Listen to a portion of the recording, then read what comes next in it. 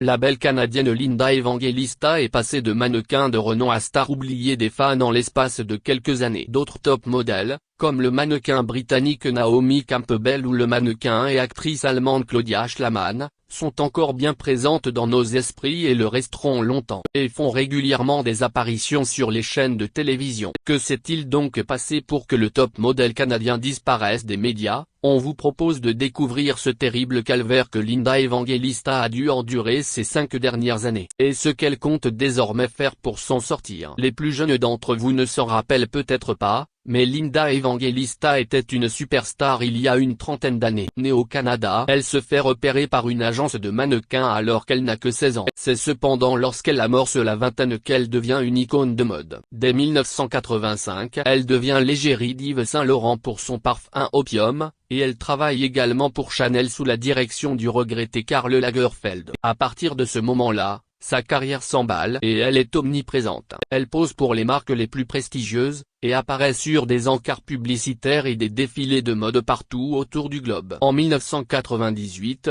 Linda Evangelista met sa carrière en pause pour quelques années. Elle revient cependant sur le devant de la scène en 2002, pour 5 années supplémentaires. Depuis 2007, la célèbre mannequin se fait beaucoup plus rare, se concentrant sur sa vie privée. Cependant, depuis 2016, Linda Evangelista a totalement disparu, dans un silence radio quasi total.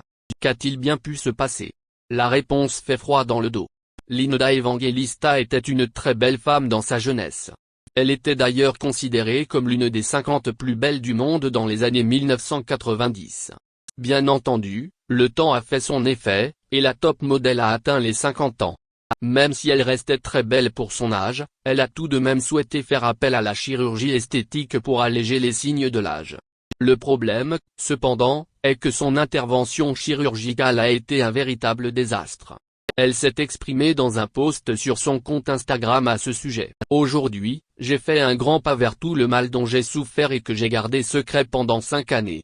À mes fans qui se demandaient pourquoi ma carrière était au point mort, j'ai en réalité été défiguré par la procédure Celtic School Sculpting, qui a fait l'exact opposé de ce qu'elle promettait.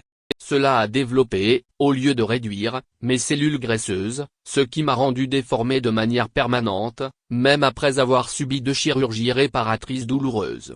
On m'a laissé, comme le disent les médias méconnaissables. Cette méthode d'intervention esthétique non invasive a commencé à être très populaire au début des années 2000. Il s'agit d'une application soutenue de froid sur des zones graisseuses, censée les faire disparaître. Il semblerait toutefois que tout ne se soit pas passé comme prévu, résultant en un visage et un corps disgracieux. L'ancienne top modèle n'arrive plus à se reconnaître, ne se sent plus elle-même. Elle craint le regard et le jugement de la presse qui, avouons-le, n'est pas très tendre avec les interventions chirurgicales ratées.